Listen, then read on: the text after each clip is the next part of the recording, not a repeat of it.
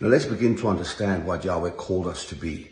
As sons of the Most High God, we are kings, we are priests, we are oracles, we are legislators, we are of a higher species, we are three strands of being.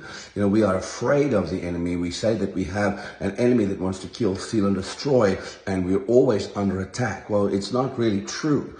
You are a three-strand being. He's a two-strand being. You are a powerful, mighty being. You're in Christ. You're surrounded by Christ. You're in the fullness of Yahweh. You live, move, and have your being in Him. Satan really has no power. He is defeated. And I want to remind you, if your enemy is defeated, he's really no longer your enemy. The only enemy we really truly have is death. But in the same breath, Yahweh took the keys of death, hell, and the grave. So we need to begin to understand that we don't have an enemy, that we are free to become all that He's called us to be. That's why we need to govern creation. We need to stand in the heavens. We need to create with Him, sit with Him in the heavens, understand that we are kings, lords, that He's made us priests, that we stand out with the presence of Yahweh consuming us, that we are created in His DNA and in His likeness and in His full image, that we have been restored by Christ and on the cross by His blood, that we stand within the heavens and everything looks upon us. Everything looks at us and say, wow, look what Yahweh has done.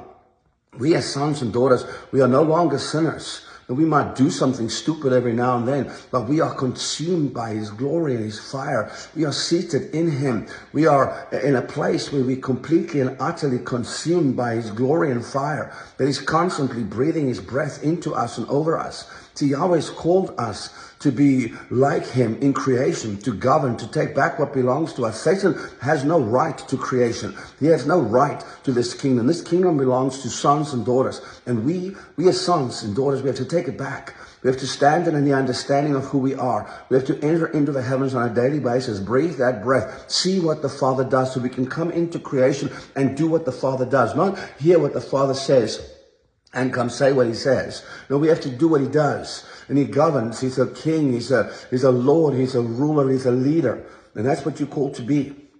You're called to be phenomenal. You're called to be great. You're called to be above, not below. You are called to be the head, not the tail.